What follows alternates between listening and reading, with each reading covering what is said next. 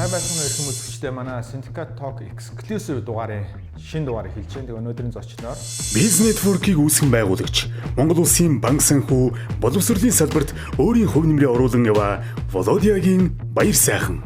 Тэрээр Турк улсын ээж их сургуулийг програм хангамжийн чиглэлээр төгссөн.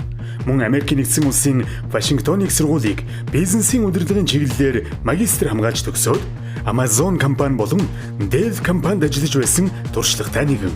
Эх орондоо иргэн ирээд Lendman-ыг үүсгэн байгуулж санхүүгийн үйлчлэгийг илүү хүртээмжтэй болгоход үнэтэй хөв нэмэр оруулсан юм. Мөн Tomio EdTech-ийг үүсгэн байгуулж өөрийгөө хөгжүүлэх чин хүсэлтэй хүүхэд залуучуудад гадаад хэл сурах, гадагшаа сургуульд явах болон тэтгэлэгт хэрхэн хамрагдах тухай гарц шийдлийг тэдний гарт хамгийн ойр байрахаар Tomio application бүтээгээд байна. Tomio EdTech компани төслийг үүсгэн байгуулагч Володягийн баяр сайхан хүрэлцэн байна. Баярлалаа. За баярлалаа. Өрсөнд баярлалаа. Тэгээд хоёулаа анх 3 жилийн өмнө уулзаад Америкаас дөнгөж ирсэн байсан санаж байна. Бас ярилцлага хийж исэн. Тэгэхээр өнгөрсөн хугацаанд юу хийв? Яагаад энэ Tomio EdTech гэдэг боловсролын чиглэлийн төслийг одоо эхлүүлээд явж байна гэдэг талаас яриагаа эхлэе тэхөө. За Америкаас ирээл те баг Lendman-д орчоод те Lendman-ийнхэнтэйгээ нийлчээл завгүй гэж ах чил ярьслага гэж ирж өс те.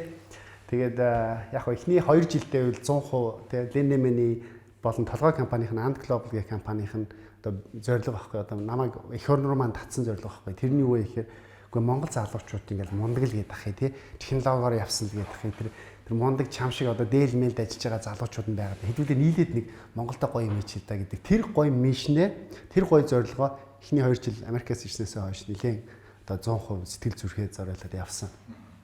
Тэгэл энэ менежтэй Монголын зах зээл дээр нэлээд амжилттай болголоо.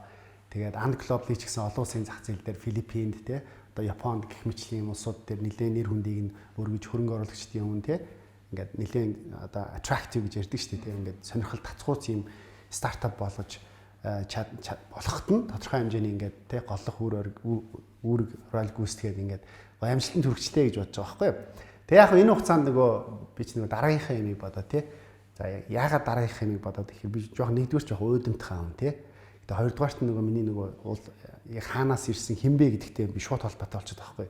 Тэгэхээр би ч нэг багасаа л ингээд математик те компьютергээ сонирхдаг гэсэн технологиг аюулгүй сонирхдаг гэсэн. Тэгэл энэ технологи ашиглаад яаж энэ элдв янзын салбаруудад энэ үйлчлэгийг энэ мэдээллийг энэ хүмүүст илүү хүртээмжтэй болгох вэ гэх. Lendman-ийн ч гэсэн гол зорилго нь тэр байсан шүү дээ. Энэ чинь санхүүгийн үйлчлэгээхээс илүүтэй өмнө нь хүмүүсийн авч чаддаггүй байсан зөвхөн л ажилтны орлоготой нэг юм байнгын банкнд одоо түүхтэй хэдэн хүмүүс л энэ санхүүгийн үйлчлэгийг авч чаддаг гэдгийг бүгдийг задлж хаяад тэг хин ч хамаагүй зүгээр барьцаагүйгээр те барьцаагүйгээр ингээл санхүүгийн үйлчлэгийг авч болдог. Өнөөдөр хараа л да. Монголын бүх банкуд бүх санхүүгийн байгууллагууд дижитал болсон те. Энэ үеийг хүртээмж нэмэгдэж байгаа юм. Бидний амьдрал хялбарчж байгаа юм. Яг тэрнтэй адилхан дараагийнх нь юу байх вэ? Дараагийнх нь эрүүл мэнд байх вэ? Боловсрол байх вэ? Тэг явсаар байгаа сүултээ нөгөө эн чинь бодоод ахаар сүултээ дотор бодогдоо сүултээ ингээд тархинд ороо сүултээ зүрх рүү ороо тэгээ эхэлж байгаа. Тэр нь болохоор Tomio гэдэгсэн. Fintech гэдэг шиг одоо EdTech гэдэг нь технологи дээр суурилсан боловсролын салбарыг шинжлэхийг одоо тэр тухайн салбарын нэрэн дээр нь тех нэрлэдэг байхгүй. Тэгэхээр санхүүгийн салбар дээр манай And Global Lendman бол Fintech байсан. Одоо Tomio бол education буюу боловсролын салбар дээр технологи ашиглаад илүү хүртээмжтэй болгож байгаа юм. Тэгээд Tomio гэдэг төслийг нээсэн сүүлийн залуусынхаа тий 1 жилийн хугацаанд хийсэн ажлыг ингээд нээлээ хүмүүс аягүй гой хүлээж авч ийн. Яагаад гэвэл энэ чинь нөгөө залуус сурч хөгжөхтэй цаашаа ингээд өөрийгөө ингээд дэлхийн иргэн болгоё гэдэг хүсэл мөрөөдөлд нэг гарц буюу боломж олгож байгаа нэг гар утасны аппликейшн платформ бидрээс. Тэрийг ярихаас өмнө нууц биш бол одоо Lendman And Global-тойгоо холбоотойгоо мó бүр гараад одоо энэ дээр 100% шинэ компани дээр бид нэр одоо олон улсын хөрөнгө оруулалтын дээр оролцсон явж байгаа. Байгаа тэнцэнэ байгаа. Тэгээд Lendman дээр болохоор нөгөө бординг гишүүн гэж те. Lendman ч одоо зах зээл дээр хувьцаат компани дараа энэ засаглалын шинжилгээ тэгээд ингээд одоо баяр сайхны хэлснээр явах байл нь шүү дээ. Би ингээд хөө маргааш ингээ гэх юм бол за эний чинь нөгөө туусаар орж батлуулна тий хувьцаа эзэмшлээс асууна гэдэг ерөнхийдөө юм засаглалтай одоо мэрэгжлийн компани болцсон. Тэр нь шиг дураараад биш чадхаасан доо. Яг хуучин шиг за маргааш гуснаа гэхэд боломжгүй болсон. Тэгэхээр ер нь бол бординг гишүүн буюу төлөвлөлт өдөрт зөвлөлийн гишүүн гэж явж байгаа. Өдөр тутам болд энд явахгүй. Орцох байгаа тий. Одоо тэгвэл 100% баг цагаа эмчээ зохиолж байгаа. Tomio дээр бол 100% буюу боловсролын салбар 100% одоо баг сүүлийн 6 сар баг 8 сар явж байна да. Яагаад ийм нэр өгсөн? Томьёо гэдэг нөгөө айлгуурын томьёо гэдэг шиг тэр утгыг зааж байна те. Тий яг хүн сонсонгоо шууд томьёо юм байна гэж ойлгочихсон байхгүй. Гэхдээ яагаад томьёо гэхээр ингээд бид нар энийг айгүй дотроо багтаа энэ нэрийг олох гэж бид нар энэ нэр миний нэр сонгосон нэр биш. Логон миний сонгосон нэр. Дандаа нөгөө цуглуулсан залуучуудтайгаа бид нар яагаад гэвэл залууч зориулж юм хийж байгаа учраас тэднийхээ одоо хүсэл эрмэлзлийн сонирхлыг нь Шингээсийн нэр, Шингээсийн лого, Шингээсийн өнгө төрөх байх хэвээр. Тэгээ ингээд дөрвөн өнгөтэй тий нэр нь болохоор явах гэхээр ингээд яг өнөөдөр Монгол залуучуудад зориулсан үйлчилгээ ингээд бид нар тэгж баар саваал ярьдэн штэ. Залуучуудын чөлөө цаг өнгөрөх газар хөлтөнд баар саваас өөр юм байхгүй ингээд бүгдээрээ гоншигдэн штэ. Тэгээд тэгвэл биднэрт үнэхээр л тэр залуучуудын ирээдүйн сонирхолтой хэрэгтэй юм хийгүүл энэ чинь боловсролтын хөрөнгө болох хэрэгтэй. Тэгээд эдрийг хинч тоохгүй байгаа байхгүй залуучуудыг. Тэгэхээр энэ залуучууд нэг Монгол үсгэнд яа үсгийг хинч тоодгүйтэй адилхан яа үсэг байгаа байхгүй. Тэгвэл чи бид нар энийг яахад байна гэхээр окей залуучуудаа та нар энэ жижиг яа байх шаардлага байхгүй. Та нар гоё том сэтгээ, том мөрөөдөө. Тэгээ бүр ингээд бүр наад хүмүүсийн тогооноосоо гараа том зүтэг тий. Тэгээ ингээд дэлхийн иргэн бол тэгвэл бид нар та нарын чинь тэр дэлхийн иргэн болох чинь томьёо нь олё гэдэг юм утга байгаа байхгүй. Тэгэхээр та нар жижиг яа биш том яа болоо гэдэг. Манай компани дээр монголоор дөрөв үсэг байхгүй. Том яа байхгүй. Тэгээ дөрвөлээ томоор авчдаг. Нэгдүгээр утга нь хоёрдугаар утга нь угаасаа нөгөө хүн гадагшаа сурыг өөрийгөө хөгжүүлэх чинь нөгөө хүнд чинь ингээд тэр гадагшаа сурах замлж амар хэцүү замлахгүй юу. Тэтгэлгийн хаанаас болох юм? Хилээ би яаж сурах юм? Яаж өндөр өнөө авах юм? Ярилцлаганд яаж орох уу гэдэг. Энэ бүх хэцүү замналуудаар бүгдийг бид нар аюугай цэвэрхэн ингээд томьёолоод хүн болгон зориулсан ингээд хялбарчилсан тийм ингээд замлыг гаргаад томьёолоод өгчих юм бол чи илүү ингээд хурдан тий одоо өөрийнхөө хүссэн оргил руугаа явах боломжтой шүү гэдэг бас нэг юм хоёр дахь утга байна. Зорилттой зах зээл дээр яг хин гэсэн үг үү? 10 жилээ төгсөж байгаа хүмүүс юм уу? Эсвэл бүр магистр, доктороо хийж байгаа хүмүүс юм уу? За тий. Тэгэхээр бид нар ер нь бол бакалавр, магистр гэдэг энэ хоёр юуг сонгосон байгаа тий. Бакалавр, магистр руу хэн явж болох вэ гэхээр 10 дугаар ангиасаа эхлээд тий одоо бүр 35 нас хүртэл бүх хүмүүс байгаа байхгүй. Гэхдээ бидний томьёогийн зорилгууд бид нар ер нь хүн бүрт нээлттэй. Ер нь хэн нэгэн өөрөө бие маргааш хөгжөөл гэхэд л тий тэр нь илүү хямдхан амархнаар нөгөө гарт нь олдог гэсэн байхгүй. Томьёог ингээ анх санаачлаад хийх болсон шалтгаан айгүй тийм хувийн одоо миний амьдралтай холбоотой байхгүй. Тэр нь болохоор би өөрөө ингээд хөдөө орон нутагт тий ингээд 7 хүүхэдтэй гэр бүл төрсэн. Манай аав маань ингээд намайг баг багт ингээд өнгөрцөн тий. Тэгээ ингээд улсын сургууль бид нэг өрөө байрна ингээд бүр ер нь бол ямар ч тийм цаашаага ер нь Монгол залуучууд ингээд хөдөө орон нутагт байгаа залуучууд энэ л хөрөх байхгүй юу. Тий ингээд баруун дөрвөн замаас зүүн дөрвөн замаас цаашаа ингээд гэр хороолт байгаа ингээд ер нь Монгол залуучуудын төрх тийм байгаа шүү дээ. Юу хувийн сургуульд 20 сая төгрөгөөр явах те. За бүр хувийн сургуульд явчаад дараа нь гадаадд сурахын тулд дахиад 1 жил дахиад 15 төгрөгөөс 20 сая төгрөг төлж эцэгчүүд. Тэр боломж зөвхөн нийт залуучуудын 3% л болдог. Надад угаасаа тийм байх юм бол нийт залууч 95% нь тэр боломж байхгүй. Тэгээ би тэр үе чинь ингээл зүгээр л ингээл юу гадаадаас сурах мурах те тэр дэлхийд Silicon Valley-д нь очиод тэр том компанид ажиллах юм шиг ямар ч мөрөөдөл байхгүй. Боломжгүй гэж бодож байгаа байхгүй. Тэгээд азар яг Монтурк тухайн үедээ хөдөөр нутгаас ингээ 2 хүүхэд авчирдаг гэсэн. Тэгээд тэрний Кват маяг юм байсан. Кват маягийн зав. Тэгээд Монголд хамгийн анх баг хөдөөр нутгийн хүүхдүүрээр боломж олгож ирсэн. Марагдгүй өнөөдөр баг өөр хувийн сургууль тэгдэггүй заяа. 20 сая төгрөг аваад болоо. Тэгээд өгч чадвал ороо өгч чадахгүй л гар гэдэг ийм л логикт байхгүй. Тэгэхээр өнөөдөр Монголд яг боловсрол зүгээр мөнгөөр хэмжиж байгаа. Тэгэхээр энэ залуучууд зүгээр анханасаа төрхөөсөө эхлээл энэ үний чи ирээдүйн өгдлийг тодорхойлоо өгч байгаа байхгүй. Тэгэхээр би над шиг энд оронтод төрсэн ч юм уу эсвэл Баян Ушууд төрсэн ч юм уу эсвэл зүгээр ингээд энэ Баян зүрхийн хөдөөний захын сургуульд байгаа хүүхдэд тэр ингээд тэр хувийн сургууль сурж байгаа Баян айлын хүүхдэдтэй олж байгаа боломж нь байхгүй байна. Энэ ихтэй хизээ тэнцвүү гэхээр бидний энэ залуучуудад ингээд тэ адилхан боломжийн өгөөд хичээсэн л гарч ирэх хэрэгтэй. Тэрнээс төрлөхөөс өгсөн өгдлөөрөө энэ хүмүүсийн ирээдүйд тодорхойлоход ёсгүй л байхгүй. Тэгэхээр ингээд азар би Монтурк руу ирсэн. Монтуркийнхаа ачаар Туркид засгийн газар тэтгэлгээр явсан ингээд. Тэгээ ер нь бол боловсролын ачаар л миний амьдрал ингээд өөрчлөгдөөгүй л бусдаар бол одоо би ингээд доронтод нэг сайхан ингээд нэг юм мэдгчгүй нэг юм таксины жолооч ч юм уу эсвэл барилга дээр ч юм ажиллаад явж байгаа юм хөхтэй. Тэгэхээр энэ боловсролын боломжийг нь бид нар бүх залуу хүмүүст олохыг тий. Тэгээ хүн болгоно нөгөө нэг нэвтрүүлэг байдаг шүү дээ. Танаа тоног дээр нэг юм хүн болгонд ингээд эрүүл байхын тулд цэвэрхэн байхын тулд савн худалдаж авах мөнгө олддогтай адилхан тийм хүн болгон өөрийгөө хөгжүүлээ цаашаага ингээд би ирээдүйгөө ингээд бүр ингээд өөрийнхөө ингээд тий амьдралыг авч яваа тий эргэн тойрондоо нийгэмдээ хэрэгтэй хүн болъё гэхдээ тэрнийг савн худалдаж авахтай адилхан тэр хямдхан мөнгөөр боловсруулалтаа эзэмших боломж нь байх хэрэгтэй. Тэр тийм учраас бидний томьёо гэдэг зүйлийг одоо өдөрт 1000 төгрөгөөр тий хүн болгон ингээд шууд гар утсан дээр ашиглаж болтгол бай. Тэгэл хичээсэн л гарч ирдэг. Тэрнээс үл байглаас өгсөн өгдлөөрөө биш. Яг үндэ энэ ч одоо баг төрийн ихс ажил юм шүү. одоо яаман те одоо энэ чинь ингээл одоо саяны ярьсан агуулгач бол илүү макро төвчний бодлогын хэмжээний бүр асуудал байгаа байхгүй те. Тийм л дээ. Гэж бодсон уу ер нь? Одоо ер нь төрийн шийдвэр гаргагч нартай хамтын ажиллагаа байгаа яг энэ төсөл дээр угаасаа байлгахыг ч хүсэв анханасаа. Тусдаа явъя. Яагаад гэвэл угаасаа л одоо мэдж байгаа шүү дээ. Нийгэмдэр ингээл боловсрал ярьсан, боловсролын реформ ярьсан те. Мундаг ухаантай хүмүүс байдаг те. Гэхдээ энэ ухаантай мундаг хүмүүс хизээч хийдэггүй л байхгүй. Энэ хүмүүсээс одоо яг стартап хийгээд байгаа entrepreneur гэж нэрлэдэг байгаа тий. Ямар ч хэцүү бэрхшээлийн үдээс үр дүн харуулж чаддаг. Тэгээд үр дүн харуулсныхаа дараа ярьдаг хүмүүс. Тэрээс энэ хүмүүсийг би өөрчлөн, би реформ хийн, би одоо яг гой болгоно гэж ярихгүй. Эхлээд хийчээд дараа нь харуулдаг хүмүүсийг entrepreneur гэдэг байгаа байхгүй. Тэгэхээр нийгэмдэр байгаа Монгол улс вэ нүү, тий, дэлхийд вэ нүү, нийгэмдэр байгаа энэ асуудлуудыг бид нар хизээж хинээс ч хүлээх ёсгүй л байхгүй. Бид нар өөрсдөө бүх нэг асуудлуудыг барай шийдэх юм бол эн чинь цаана яг өмнө хэлэхээр мөнгө байхгүй юу? Боломж байхгүй юу? Эн чинь бизнес байхгүй юу? Тэгэхээр одоо юу гэдэг үнэхээр нийгэмдээ хэрэгцээтэй хүн нөгөө хүнд үнцэнтэй зүйл хийгээд өгч чадхал юм бол эн чинь цаашаа бизнес болоод хүмүүс тэрний чинь төлөө мөнгө төлөхөд бэлэн байгаа байхгүй. Тэрнтэй адилхан өмнө нь те одоо юу гэдэг санхүүгийн салбарт ингээд ч гэхгүй бид нар хийчихсэн харуулсан. Харин төр нь болохоор ингээд шинжлэгдэж байгаа шинжилгээ хараад дагаа явдаг ч юм уу, суралцаа явдаг ч юм уу. Яг санхүүгийн салбар яг л тийм биз. Финтекүүд гарч ирсэн ямар зохицуулалт байхгүй. Тэгвэл одоо юу гэдэг Монгол банкын санхүүгийн зохицуулахаар финтекийн зохицуултуудаа гаргаад явж байгаа. Тэрнтэй адилхан боловсролын салбарт бид нар шинжилгээг авчираад тий. Үнэхээр хүн болгонд ингээд гоё сурах хөгжих тэр боломжийг ингээд хийгээд өгөх юм бол дараа нь төрн тэрнийхээ дагуу бас ингээд шинжилгээ хийгээд явах. Би нэг жишээ авъя. Би саяхан Арангаа аймаар явсан. Бид оронтой мэднэ тий. Англи хэл сурыг залуучууд англи хэлний курст очих гэхээр нэгэн курс байгаа. Бүр аймагт. За юу. Доронтод хэд үдгийг мэдэхгүй. Гэхдээ тэрэнд нь хүүхд толгой орчихдохгүй. Сарын 90,000 төгрөг шүү дээ. Улаанбаатар тэр чинь сарын 400-аас 500,000 төгрөг заяа. Тэр мөнгийг төлж чаддаг хүмүүс хэд байгаа гэж бодно. Одоо Монгол Улаанбаатар дундаж одоо юу гэдэг цалинтай нэг сая төгрөгийн цалинтай залуучууд цалиныхаа талыг юу тэр хэлний курс моргочтой өгөхийг бодно үстэй.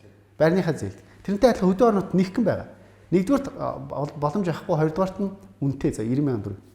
Тэгээ бас нөгөө чанарын асуудал иргэдэж шүү дээ, тий. Тэнцээ очоод багшилж ийн гэх юм. Тэгэнгүүт чинь энийг бид нар яг улсаас тэгч болно шүү дээ. Улс болгонд юу англиний багштай болоод ингээ залуучууд яах юм зүгээр технологи ашиглаад хүн болгоныхын гарт нь хэл сурах апыг нэгэд өгч. Тэгээ нөгөө өгч үнэхээр сурыг гэвэл тэгэл сурч. Тэгэхээр бид нар төрийг хүлээхгүй, ер нь инновац, тий, ер нь entrepreneurship, тий, стартап гэдэг юм чинь ингээд илүү төрүүлж ахлах яах хэвээр илүү зориг шаардсан илүү одоо юу гэдэг үр дүн шаардсан тийм л ажил байгаа.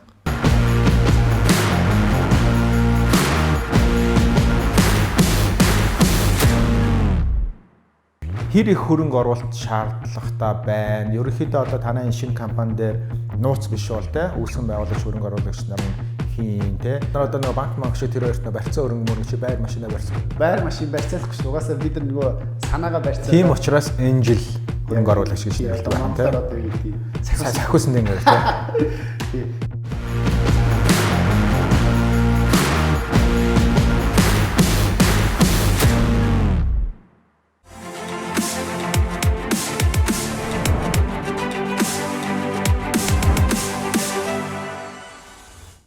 Финтек гэдэг үгний утга учирыг жинхэнэ утгаар Монгол таниулсан хүмүүс бол яг харахгүй танаа хамт олон. Тэгээ салбарын төвөлтийг үнэхээр хийж чадсан. Одоо та нартай адилхан аюул олон компаниуд гараад ирсэн. Банкуд хүртэл ингээд уламжлалт хандлага өөрчилж байна.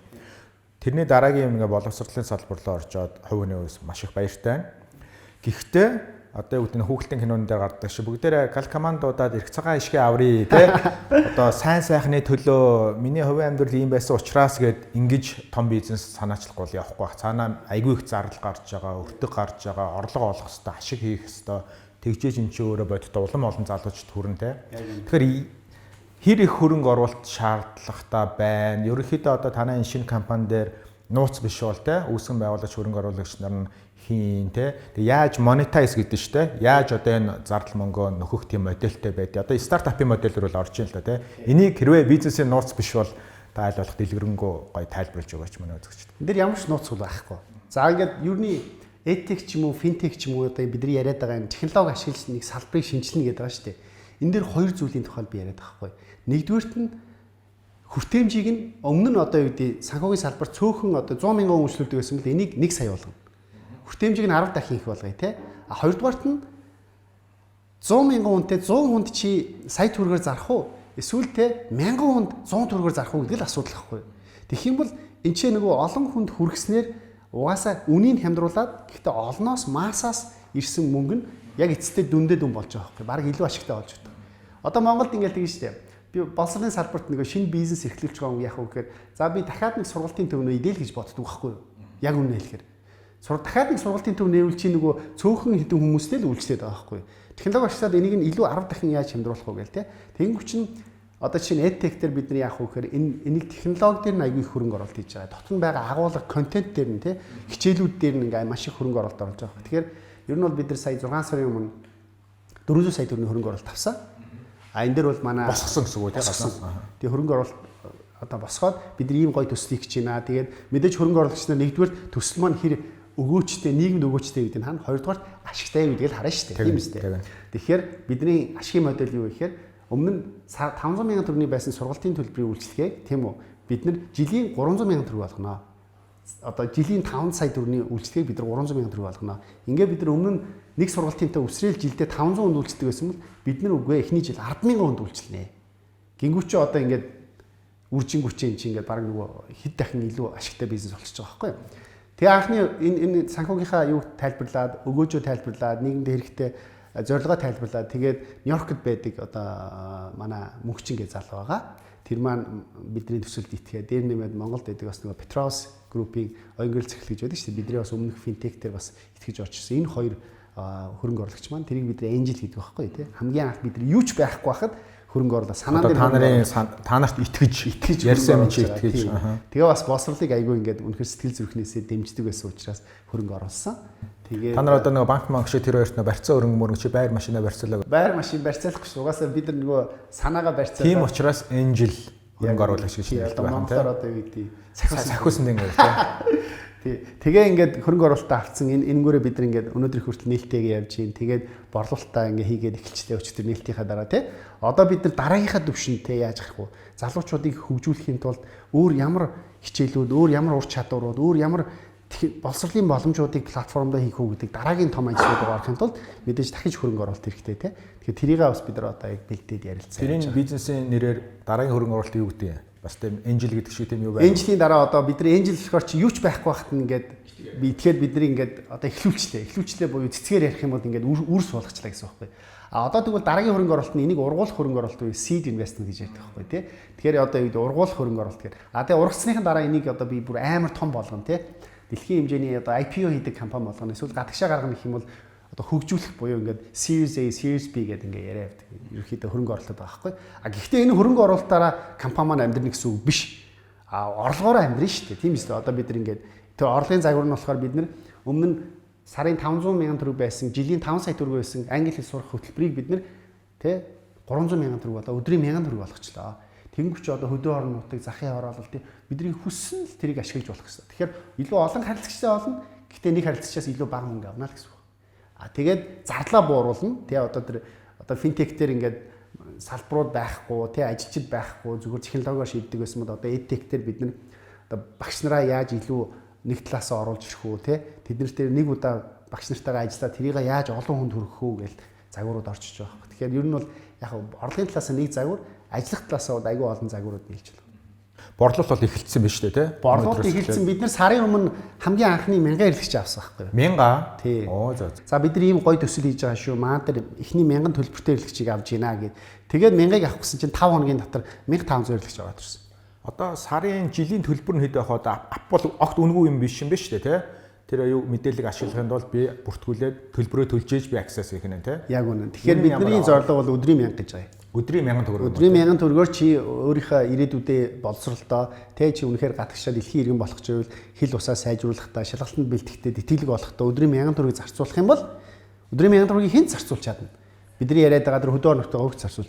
Тэгж чадах юм бол одоо юу гэдэг чамд боломж нь байна. Чи одоо хичээ гэж байгаа. Тэгэхээр аппликейшн руу ороод өдрийн 1000 төгрөгөөр яг нэг нээлттэй холбоотойгоор 50% хямдруулаад өдрийн 500, 300 болоо явж байгаа. За ап руу орлоо. За би 1000 төгрөг төлөөд тэгээ би одоо магистра хийж байгаа дад гэж байгаа хүмүүс гэж тооцсон бол ямар бүтээгдэхүүн үйлчлэл намайг өгтөж авах вэ? Би яагаад танаа энэ апыг татаж авч өдрийн 1000 төгрөг төлөх ёстой гэж Тэгэхээр одоо юу гэдэг нөгөө гадаадад явна те ер нь бол Монгол бидний төсвөө эхлүүлэхээс өмнө 10,000 залуучуудаас судалгаа хийсэн байхгүй. 10,000. Тэгсэн чинь би Монгол чиний мөрөөдөл чи юу вэ те? Ер нь одоогийн Монгол залуучуудын Монгол мөрөөдөл юу юм бэ? Байр машинтай болох юм уу? Тэ? Эсвэл баяжих юм уу? Эсвэл чи дэлхийд гадаадад суралцах юм уу? Дэлхийн иргэн болох юм уу? 99% нь би гадаадад сурмаар байна. Би үнэхээр нөгөө яриад байгаа нэг пүрүстэй нэг байртай болох нь миний мөрөөдөл биш байна. Би гадагшаа явмаар байна. Ялангуяа шинэ үеийн залуучууд. Тэгэхээр ингээ гадаадд сурахын тулд ингээд ийм 6 алхам байдаг баг. Хамгийн эхлээд нөгөө хүн чинь ингээд би сурч чадах юм байна. Би сурах болох юм байна гэдгийг инспирэшн авах хэрэгтэй. Тэнгүү чинь тэр контент нь байгаа бид нар. Одоо яваад ирсэн, одоо нийгэмд амжилттай явж байгаа тэр хүмүүсийн өөрийнх нь түүхүүдийг бид нар оруулсан юм инспирэшнл одоо видео контентууд байгаа. Тэгээ тэрнээс уншаад энэ булгамтгай ягч чинь энэ амраа шарах чинь энэ баяр сагаа ах чинь биднээс ялгаагүй л байсан юм байна шүү дээ. Тэгвэл би ч гэсэн чадах юм байна гэдэг эхлээд. За нөгөө хүн чи шийдвэрээ гаргачлаа. Тэгэнгүүт нь дараа нь би одоо яах юм гэдэг зөвлөх авахын тулд ментор үйлчлэх явах хэрэгтэй. Тэгэхээр одоо ментор гэдэг нь болохоор би хинээс ментор авбал хамгийн зөв бэ гэхээр миний замаар яваад үжицсэн хүнээс би ментор зөвлөгөө авах хэрэгтэй байна. Тэгэхээр одоо манай дэлхийн өнцөг боломжт байгаа бараг 600 ментор манай аппликейшнд ороод ирсэн. Тэгээд би Америк монголчууд гэсэн үг. Дандаа монголчууд. Монгол хэлээр зөвлөгөө өгнө те. Би Америк руу явмаар байна. Програмын хэмжээ чиглэлээр явмаар Нью-Йоркд сурмаар гэх юм бол яг тэр хүнийг нь би олоод тэр хүнээс асуулт асуугаад зөвлөгөө аваад шаардлагатайг бол би видео кол хийгээд цаашаа зөвлөгөө авч болно. Дараа нь би шийдчихлээ. Би энэ сургуульд ийм мэргэжлээр сурмаар гэх юм бол бэлдэнэ гэж те. Тэгвэл бэлтгэхийн тулд яах вэ гэхээр TOEFL-тай бэлтгэх хэрэгтэй, IELTS-тай бэлтгэх хэрэгтэй. Хэрвээ Япон явах гэж бол Япон хэлнийхээ хэлнэ. Тэгээ одоо энийг нь болохоор бүр анхан шатаасны эхлээд бүр шалгалтын төвшөнд бүх одоо хичээлүүдийг нь оруулаад авчих. Тэгээ бэлдэж явах явцдаа би өөрийнхөө хаана явж байгаагаа тестлэх хэрэгтэй тий. Шалгалтанд гэсэн. Тэгвэл квизүүдийг бүгдийг нь оруулаад ирсэн тий. Тэгэхээр квиз байна. Тэгээд би шалгалтандаа тэнцвчлээ. Тэгэх юм бол хамгийн том асуудал яах вэ гэхээр санхүүгийн асуудал. Буюу тэтгэлэг би яаж авах вэ тий. Сургуулийнхаа төлбөрийг авах. Тэрийг нь бид нар бас Томьёо Foundation гэж сан үүсгээд тэрэндээ бүх орлогынхаа 3%-ийг нь хийгээд тэндээс нь одоо боломж муутай мөртлөө чадсан залуучуудыг оруулж байгаа. Тэгээ бас тэрнээс гадна дэлхий дээр байгаа бидний мэдхгүй. Одоо бид нар Fulbright Australian Awards-аас өөр тэтгэлэг мэдхгүй шүү дээ. Ер нь бол тэр цаан чинь бүр ингээд дэлхий дээр 100 шин тэтгэлгүүд монголчуудад байгаа байхгүй. Бид нар л мэддэггүй. Бид нар л мэддэггүй. Ер нь л хүмүүсийн амьдралын ялгаа нэгдүгürt мэдээллийн ялгаа, хоёрдугаарт нь одоо юу гэдэг хөрөнгө мөнгөгүйгээс болоод ялгаал мөнгөний ялгаа л байгаа шүү дээ. Тэгэхээр тэр мэдээллийг бүгдийг нь оруулаад тэр тэтгэлгээр нь явсан хүмүүсийн түүхийг нь оруулаад яаж тэр тэтгэлгийг тэнцдгийг нь оруулаад ингээд тэтгэлгийнх нь санхүүгийн асуудлыг шийдэж байгаа. Тэгэхээр энэ бүх ингээд одоо би гадаад явах гэдэг мөрөөдлөөс бодит болгох энэ бүх процессуудыг бид нэг ингээд шийдээд өгч байгаа юм. Тэгээ ингээд 6 үйлчлэгээд байгаа гэсэн. Одоо яг энэ Томьёо EdTech-ийг social enterprise гэж шилж болох уу? Тэ? Нийгмийн буюу боловсролын энэ ялгаатай байдлыг арилгахын төлөө зорж байгаа. Тэгтээ ашиг орлоготой ажиллах ёстой бизнес гэж. Нийгэм ер нь л одоо тэгж нэрлэж болно. Гэхдээ одоо угаасаа орчин үед бидний яриад байгаа тэр millennials, Gen Z гэдэг залуучууд байна шүү дээ. Шинэ манай generation тий. Тэд нар бизнес үйлчлэгээ авахдаа ер нь бол тухайн компанийн үнэхээр үндсэн одоо core value гэж үн цэн юуны төлөө итгэж ажиллаад байгаа. Хаашаа яваад байгаа гэдгийг харж ижил одоо худалдаа авалт хийдэг тий. Дэмждэг одоо харилцагч нь болдог болцсон шүү дээ. Тийм үстэй. Тэгэхээр одоо шинэ үеийн бизнесүүд тэр нийгэмдээ ээлтэй, нийгэмдээ хэрэгтэй, тэр одоо улс орондоо хэрэгтэй л тийм бизнес л биш бол цэвэр одоо арилжааны чиглэлийн бизнесүүд бол ер нь бол баг байхгүй болж байгаа шүү дээ. Тэр одоо бүр бодоод үзсэн дэлхийн том одоо хувцсны спортын хувцсны Nike-гийн хүртэл ингээд зорилго нь өөр, Starbucks-ийн хүртэл зорилго нь өөр болчихж байгаа байхгүй. Бид нар Starbucks-ийн зорилго нь кофе зарах биш те. Би чамайг илүү одоо үр бүтээмжтэй байлгая. Би нийгэмдээ байгаа те одоо юу гэдэг нэг байгаль орчиндөө ээлтэй кофе ургуулалт те одоо юу гэдэг нэг юунуудыг би дэмжиж гэдэг юм шал өөр зорилготой болж эхэлж байгаа. Nike-гийн зорилго би чамд хувцас зарыг биш те би чамайг би эрүүл болгоё. Чамайг эрүүл амьдралын хэм маяг чинь би туслая гэдэг юм зорилготой болчихж байгаа. Яг наад зорилго ч одоо Монголд ирээд 3-4 жил болчихлоо шүү дээ. Айгүй олон төслүүдээр айгүй олон харилцагч хүмүүстэй харилцаад ингээд бас Монгол айгүй сайн мэдрээ төрсөн дээрээ буусан байх гэж бодож байна. Саяны ярьсан жишээ шнэ хамтын үндсэн те компанийн эрхэм зорилго ашиг орлогоос гадна те core value гэж ярьсан. Тим зорилготой концепттой үндсэнтэй компани Монголд хэр олон байна? Яг энэ дээр яг үнэлээж. Хуучин компаниуд бол тийм байхгүй байгаа. Тэ? Яг хөө мэдээ жишээ байгаа шүү дээ. Сайн жишээнүүд байгаа. Яг бид нар нөгөө нийгмийн хариуцлага гэж нэг юм хийдэг болохоос биш. Энэ нийгмийн хариуцлага гэдэг юмыг компанийнхаа үндсэн үйл ажиллагаа дотор оруулах хэрэгтэй байхгүй. Тэгээ сая чиний хэлдэг тэр дундын үнцний буюу shared value тэр харилцагчтай хэрэглэгчтэйгээ бүгдээрээ нийлээд нэг юмны төлөө явдаг. Тийм гоё дундын үнцнийг л бий болгох тийм бизнесүүд алстаа илүү одоо юу гэдэг нөгөө тэр шинэ генерашнд илүү татагдтал болчиход байгаа. Тэгэхээр Монгол тийм нэрлийг үл тийм одоохонд арай үсэг байна уу? Яг уу мэдээж компаниуд байгаа л да тий. Гэхдээ ер нь бол яг үндсэн үйл ажиллагаанд оролцсон гэдэг бол аюул цөөхөн байна. Сая нөгөө Gen-Z интергээд залуучуудын тухай ярьлаа. Сүүлийн үед өөрөө ч хараад хар Instagram дээр нэлээд явж өгж байна. Тэгээ аюул богино хугацаанд аюул олон дагагчтай болоо тийшээгээ ерөөхдөө баг Facebook интерес илүү их контент, илүү их цагийг тэнцээ зарцуулаад авах шиг байлаа. Яагаад ялгаа байна вэ энэ сошиал медиагийн олон суугууд дундаас? Ялгаа байлгүй яах вэ? Ялгаа байна тий. Одоо юу гэдэг Facebook, Instagram нэг ороод өстөө явахгүй байна шүү дээ. Аминдаа л гоё зураг мөрөг оруулаад байдаг ерөөсөө явахгүй байлээ. Яг нөгөө хувь хүнч байна уу, бизнесч байна уу? Тэ түрүүнд хэлсэн шүү дээ. Яг бизнес гэж нэрлэхэд хувь хүнч байна уу? Нэг юм энт байгуулагч байна уу? Одоо сошиал медиад ярьж бай тий. Одоо бизнесийнхаа одоо талбарт ярьж бай. Хүмүүстэйгээ ингээ коммуникац үүсгэж, ярилцах нөгөө хүмүүсээ ойлгох хэрэгтэй болчиход байгаа байхгүй. Тэгэнгүүт чинь Twitter дээр ч юм уу, Facebook дээр ч юм уу те ингээд нөгөө миний ярьж байгаа сэдв, миний ярьж байгаа үзэл санаа те тэр ингээд айгүй олон солонгорсон үзэл санаанууд ингээд болохгүй байгаа байхгүй. Instagram дээр яг бидний нөгөө хийх гээд байгаа те залуучууд тэр өөрийгөө хөгжүүлэх гэдэг тэр шинэ генерашн зах зээлийн тэнцээ яваа. Generation Z нь байна. Зах зээлээс илүү нөгөө тэр майндсет те тэр бодол үзэл бодолтой залуучууд нь байгаа байхгүй. Өлсгөлэн. Тэг би ингээд хилээ сайжруулмаар, би гатгшаа явмаар, би бүр ингээд гоё бүр те би хараад байгаа тэр мундаг хүмүүс шиг болмоор нэгдэг тэр хүсэл эрмэлзэл нэгдүгürt байгаа байхгүй.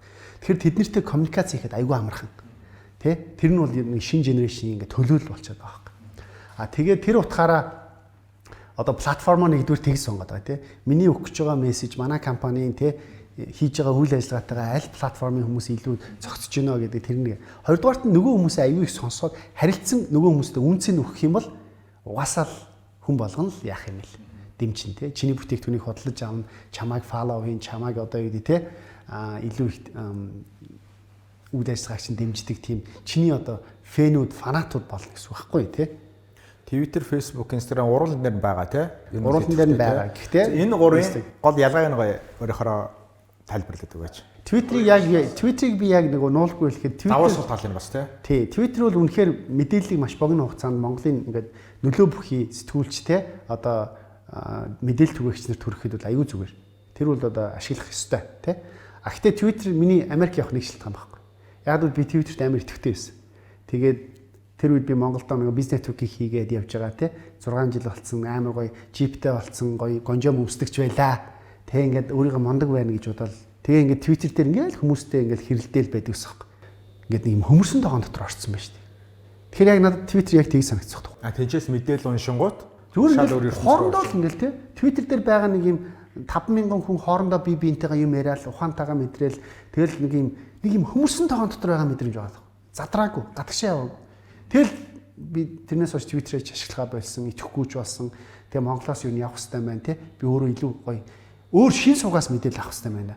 Хүний одоо хөгжих боломж чинь хаанаас мэдээлэл авч байгаас болж. Тэгэхээр миний мэдээллийн сувг Twitter-ээс байна. Тэгэхээр Twitter дээр байгаа нэг 5-6 мянган хүмүүсийнхаа тэр ингээд тоон дотроосоо гарч чадахгүйсэн баг.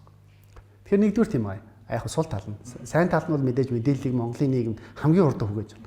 За Facebook дээр бол бүх хүнд зориулсан мэдээллийг түгээхтэй болж байгаа тийм. Personal brand identity гэдэг утгаараа явж байна. Instagram, TikTok гэдэг нь зүгээр л дараагийн генерашн. Тэ? Тэн дээр одоо үнэхээр чи залуучуудад зориулж юм хийж байгаа, залуучуудтай коммуникац, залуучуудад хэрэгтэй мэдээллийг түгээгүүл тэр хоёр дээр байхаас урахгүй болчих. Тэгэхээр одоо юу гэдэг бид нар илүү их те маст хийгүүл Facebook маань байна, мэдээлэл илүү хурдан түгээ гэх юм бол Twitter маань байна. Залуучууд руу хандъя гэх юм бол TikTok, Instagram байхаас ураа.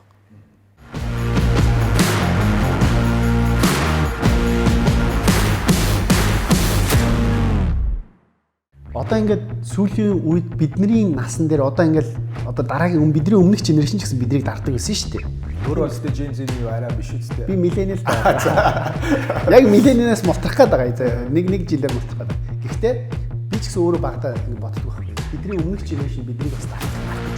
оролцдог гэсэн.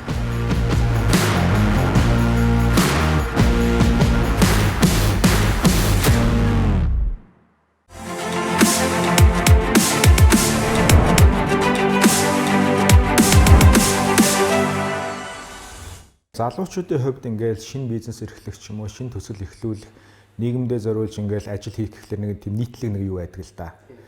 Одоо өмнөх үеийнхнаас хэлдэг нэг нийтлэг нэг тийм комент байдаг л да. За жоох юм байж юу мэддیں۔ Тэ туршлагагүй тий туршлага байхгүй энэ төр гээд энэ дээр ерөөхдөө одоо манай нэвтрүүлгийн үзээ сууж залуучуудад юу гэж та зөвлөх вэ?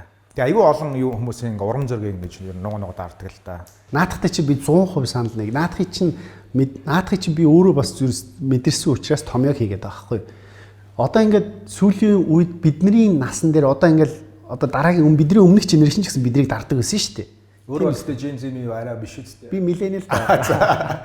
Яг millennial-аас мултрах гээд байгаа. Нэг жилээр мултрах гээд байгаа. Гэхдээ би ч гэсэн өөрөө багада ингэ боддог байхгүй. Бидний өмнөх генерашн биднийг бас дарах гэж оролддог байсан байхгүй. Яасан гэхээр өө чи 20 жил одоо чинь банк санхүүгийн салбарт би өөрөө байсан шүү дээ. Сая тэр Америкээс ирээд. Тэгэхээр банк санхүүгийн салбарт 20 жил ажилласан, 10 жил ажилласан хүмүүс бид нартай ярихдаа ингэдэг гэсэн. Чи банк үсгэж үзсэн юм уу? Чи тэ хэдэн жил одоо ингэ санхүүгийн салбарт ажиллачаад ийм юм гэж ярьдаг байхгүй юу? Одоо ярьдаг тийм хүмүүс ч байгаа. Яг тэрнтэй адилхан бид нар тэрийг мэдхгүй дараагийнхаа генерашн те чи сургуулаа төгссөн юм уу те тэгж ярьдаг байхгүй. Тэр чи хамгийн буруу. Яг л одоо бүх юм өөрчлөгчлөө шүү дээ. Хүн яагаад 8 дугаар ангиас 10 дугаар ангиас стартап хийж болтгүй? Хүн яагаад заавал их сургууль сурах хэрэгтэй? Заавал скул гэдэг ойлголт чи одоо баг байхгүй ч. Тэрний оронд скил буюу ур чадвар гэдэг юм биш. Хүмүүс үнэхээр багасаа л ур чадвараа хөгжүүлж чадах юм бол өнөөдөр бид нар мэдж байгаа. Саятан болцсон ап хийсэн залуучууд биш дэлхийгээр. Өөрөө нэг жижигхэн AI дээр програм хангамжийн юм хийнгүүтээ тэрийг яах вэ 30 саяар зарцсан залуучуудын жишээг бид нар мэдж байна. Тэгвэл Монгол залуучууд ч гэсэн яагаад багасаа заавал 4 жилдээ алдан байж ин Монгол сургууль их сургуулиуд сурж хайрын одоо тэр хүсэл мөр эрмэлзлээ мохох хэвээр. Үнэхээр сайн сурвалж чадахгүй скил буюу одоо ур чадвараа хөгжүүлээд тэгээд цаашаага шууд программист бол, шууд сэтгүүлч бол, шууд видеографер бол, шууд контент бүтээгч болоод сошиал медиа дээр дуртай юм хийлтэй. Тэрийг дэмжих хэрэгтэй байхгүй. Тэгэхгүй манайд нь болохоор нэг мангар уцаан инфлюенсер болно гэж контент хийгээл гүгээд ах ажилгүй нэг юм гээл. Яг үнэ. Тэр чинь өөрөө ажил байхгүй. Тэр чинь өөрөө цаашаа маш том зүйл болох зүйл байхгүй. Тэгэхээр би бол залуучуудыг бол тийм ч учраас би одоо Instagram-ыг сонгосон байхгүй. Хамгийн их цаг зарцуулсан. Яг би тэдний зовлон мэдрээд байна те. Яг бол манай Монголын нийгмийг дараагийн түвшинд аваачих залуучууд тэднэр байхгүй.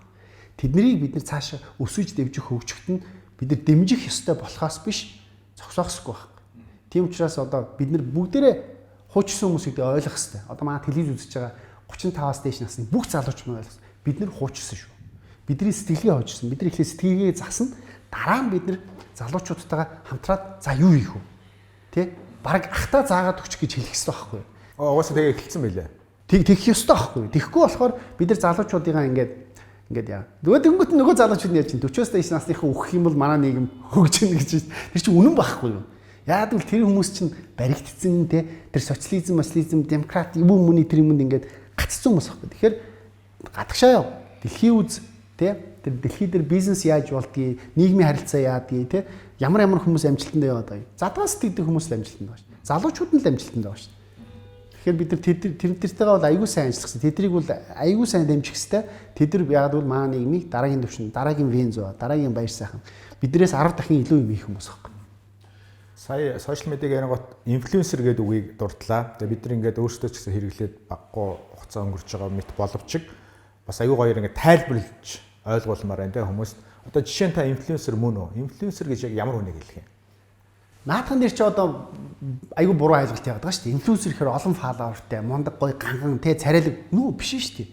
Инфлюенсер гэдэг чинь одоо юу гэдэг чи өөрийнхөө үйлдэлээрээ өөрийнхөө хэлж ярьж байгаа, хийж бүтээж байгаагаараа чи нэг хүнд чамаагүй чи нөлөөлж чадчихвэл тэрийг л одоо чи нөлөөлөгч мөн байна л гэсэн үг байхгүй. Эргээр нөлөөлөх заяа. Эргээр нөлөөлөх. Одоо нэг жишээ байж шүү дээ. Одоо нэг Instagram дээр сайхна гэж залуу гэдэг шүү дээ. Манай нөгөө хөгжлийн бэрхшээлтэй нэг залуу байгаа шүү дээ тий. Одоо тэр үл жигнэсээ миний хувьд бол инфлюенсер залуу байхгүй тий. Яагаад би ингээд те төрхөөс ингээд одоо төрсөн тэр ялгаагаараа би ингээд гэртээ суух хэрэгтэй. Үгүй би өөрөө гарч иж болно. Би дуу хоолойгоо өргөж болно. Би юм хийж болно. Ойдоогүй залуу байна те таягтай залуу.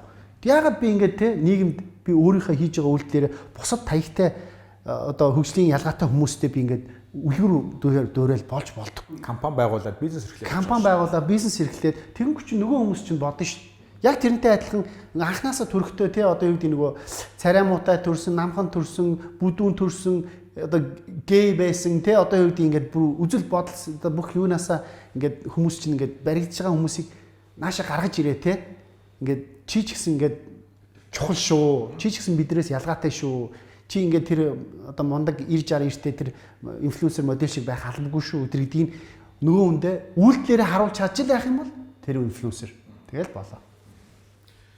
За нэвтрүүлгийн цаг маань дуусах төгсөж байгаа юм байна. Би тэгээ сүүлийн хэсэг рүү оръё. Ингээд түүхий чи ингээд сонсоод байхаар ингээд дандаа л амжилттай явсан юм шиг те. Нэг юм ингээд энэ ч финтек хийгээл, нэг юм хийгээл энэ ч эдтек хийгээд юм шиг ингээд олон хүнд бас сонсогдож магадгүй. Гэхдээ би яг хөшгөний цаана энэ их ажил амжилтын цаана тийм дардан байсан гэж би бодохгүй байна те. Айгүй олон бэрхшээл, сорилтыг давж ээж дарж ирсэн байна. Одоо ч биш. Тийм үү. Тэгэхээр таны одоо юу гэдэг ялангуяа энэ стартап бизнес Монголд ирснээс илүү Монголтойгоо үе те.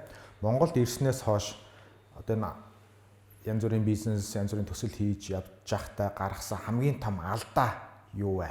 Ер нь бол одоо бас миний нөгөө залуучуудад хэлдэг үетэй шууд холбоотой байхгүй. Би Монтурк төгсчөөд Туркид очиод Туркид програм хангамжаараа төгсчөөд тэгээд Стамбулд би ажилласан байхгүй. Стамбулд 3 жил ажиллаж байгаа. Тэг ингээл нэг гоё юм хийхсэн байна. Тэг Монгол руу буцах хэрэгтэй байна. Тэг Монголд ирсэн байхгүй. Тэг Монголд ирээд програм хангамжийн компани эхлүүлсэн. Тэгээ би одоо юу гэдэг боловсрол эзэмшсэн тэг олон улсын туршлагатай мөртлөө Монгол програм хангамжийн компани эхлүүлчихэд тэр компанид би 7 жил ажилласан байхгүй. Нэг компанид Singleton гэх компани. Яг нь тэр үед бизнес нэтворкийг гаргаж ирсэн. Тэг өнөөдөр ингээд бүх аж ахуйн нэгжүүд ингээд ажлын байран дээр ингээд ашиглаа явж, бүх залуучууд өөрсдийнхөө карьерд ашиглаа явж. Гэхдээ тэр компанид би 7 жил алдсан байхгүй. Яг нь 7 жил амжилттай явсан. Гэхдээ 7 жил алдсан байхгүй. Тэгэхээр би одоо юу гэдэг би арай эрт тийм ээ. Яг би нэг зүйлийнхэн төлөө ингээд яг хийж болно л доо. Гэхдээ 7 жил гэдвэл арай хайр уртсаг байхгүй. Би өшөө том зүйл хийж болох уу? Өшөө би цаашаага тий одоо би сүүл 7 жилийн дараа ухаарад нэг өдөр бүх юмөө зараад тий Америк явсантай адилхан тэр би мэдрэмжээ төрүүлээд авсан бол гэж боддог байхгүй. 3 жил болчоод 4 жил болчоод хийх юм уу хийчээ тий. За би дүүл өшөө цаашаа явах хэрэгтэй байна. Өшөө цаашаа тэмдэглэх хэрэгтэй. Яг гэвэл чи хэр өндөр явахаа мэдэхгүй шүү. Чи хаана хүрэхээ мэдэхгүй байхгүй юу? Мэдэх нэг гин л арга байгаа. Тэр чинь чи оролдож үзэх байхгүй. Одоо би энэ чинь үрчлээ би компанитай болчлаа, жиптэй болчлаа, 99.1-тэй болчлаа гэж зогссон байхгүй. Тэгэхээр одоогийн залуучуудад би тэгж боддог. Хизээж битгий ингээд хаана тэг байгаа юм дэ бити хаана. Гол зүйл stay hungry гэдэг шүү дээ. Comfort box-нд орчин гэдэг тэрийг comfort box руугаа хизээж орчлохгүй. Би тэр 7 жил comfort box-нд орсон байхгүй. Эхний 3 жил ингээд 20-30 сая төгрөгийн орлоготой тэ сардаа ингээд компани маань аягүй дайжгүй. Тэгэл би ингээд болчлоо доо ингээд. Тэгэхээр тэр аягүй аюултай үзэл бодол. Тэгээд тэр comfort руу орчих юм бол хизээж орчихгүй. Тэгэхээр нэг юм хүнд нэг юм одоогийн байгаад сэтгэл ханаад нэг юм гоё азшралтай байх мэдрэмж. Тэрнийхээ хажуугаар би дараагийнхаа юм юу илээ гэдэг what's next гэдэг асуултаа ингээд байнгын чамааг ингээд унтуулахгүй чамааг ингээд ийм тайван бус байлгадаг тийм мэдрэмж хүнд хэрэгтэй байна. Тэгжээч залуу хүн үнэхээр л чи хэдэн жил залуугаараа уран зоригтойгоор тийм энергитойгоо явах вэ? Тэр хугацаанд чи дараагийнхаа имийг аюу сайн өөрийгөө хүчилжээж тэр хүн болгоны оргил өөр заяа. Хүн болгон тэр дэлхийн мундаг Харвардд сурах эсгүй, дэлхийн мундаг дээл те Amazонд орох эсгүй заяа. Гэхдээ хүн болгон тэр өөрийнхөө оргил руу тэмүүлж явах хэрэгтэй. Ялангуяа залуучууд. Тэгэхгүй ингээд нэг бейс камп буюу нэг оргил руу авирж ирсэн нэг газар ирчих. Оо ямар гоё газар вэ? Тэгээд ингээд зогсчих болох. ханчдаг тий. Ханчж болох. Тэгэхээр тэр одоо миний алдаа юм уу? Бас сургамж юм уу? Өнгөрөө би амжилттай алдаа гэж яриад байгаа юм. Бөөж ажиллаж шүү дээ. 7 жил алдсан байна. Би хэрвээ өмнө нь ингээд илүү төрүүлээ бодоод явцсан бол би ингээд бас арай өөр төвшөнд байх боломж байсан баг тий. За баярлалаа. За би сүүлийнхээ асуултыг тань тавиа нэвтрүүлгийн цаг дуусч байгаа учраас боловсрол эрүүл мэнд хоёр бол ялчгүй манай нийгмийн хамгийн одоо тулгымцсан асуулт болчиход хүн болго хэлж байгаа. Тэрний нэгийг ингээд та төсөл болгоод бизнес болгоод social enterprise болоод явж байгаа дахиад баяр хүргээд амжилт хүсье. За баярлалаа. Нөгөө талаасаа миний мэдэх бараг 5-6 найзын найзууд ингээд сая сүүлийн 3 жил гадагшаа явлаа л да. Цагаачлаа. Дахиад яг энэ хоёр сэдвээс болж хүүхдүүдийн өвөл болохоор нөгөө нойр утаа те хүүхдүүдийн эрүүл мэнд дахиад хүүхдүүдийн боловсрал гэдэг шалтгаанаар Монголынхаа иргэнээс болоод бүр ингээд цагаачлаад гадагшаа явж байгаа байхгүй юу. Зөрөөд одоо тань шиг хүмүүс ирж байгаа. Гэхдээ тэр тооны харьцаанд хэр аль нь их ба би мэдэхгүй байна. Гэхдээ сая сүүл тэр болор туяа нөгөө айкны судалгаа хийхэд тэр бас 10 жилийнхэн мэл оюутнуудаас хийхэд баг дийлийнх нь баг л гадагшаал явах боломж олдох юм бол явхад бэлэн байна гэж хариулт гарцсан байсан л да. Манай судлаач яг тэгж байгаа. Явах гэж байгаа залуучууд те за Монгол бүтэхгүй маань боли те амьдралаа бодъё явах гэж байгаа залуучууд гаднаас ирхүү байх уу гэж шийдэж чадахгүй байгаа залуучууд зориулаад та өөрийнхөө одоо зөвлөгөө урайлгыг хэлээч гэвэл юу хэлэх байсан бэ? Тэднийг Монголд одоо ирээд хэрэггүй тэнцэнэ бай гэх үү эсвэл болвол мэдгүй. Монгол улсад дүүрэн асуудал шүү дээ. Тэгвэл тэр үнэхээр сурч мэдээд би яв гэж байгаа залуучуудыг яв үз амьдр тэгээ 5 жил бол шууд сургуулаад түрүү битгий ир жоохон ажил тэгээд дараа нь ирээд нийгэмд байгаа асуудлуудаа нэг нь барай шийдчих юм бол чи одоо юу гэдэг амьдралаа утга учиртай өнгөрүүлж ийна л гэсэн үг. Тэгэхээр тийм шийдвэрээ бодоод яг үнэхээр тотох сэтгэл зүрхээ бодоод ирэх хэрэгтэй. Заахаа өрөө бүтээгээд л явж гин те болж гин окей. Одоо ирээдүйд миний бодлоор 5-10 жилийн дараа дараа чи Монголын иргэн байна уу Америкийн иргэн байна уу нэг чухал биш болчихно. Ер нь дэлхийн иргэн л гин. Гэхдээ чи хаана юм хийх вэ? Угаасаа чи 400 мянган ажилтнтай компани нэг ширхэг байх юм уу? Чи Монголд ирээд 400 мянган хүнд зориулсан үйлчлэгээ хийх юм уу гэдгээ чи өөрөө сонгох хэрэгтэй. За өнөөдрийн маань нэвтрүүлгийн сэдэв боловсролын үндэс нь хүртээмж байлаа. Тэгээ нэвтрүүлгийн маань зочин Томьёо EdTech-ийн үүсгэн байгуулагч Баяр сайхан байлаа. Дараагийн нэвтрүүлгээр дахин уулзцаая. Баяртай үзэгчдээ.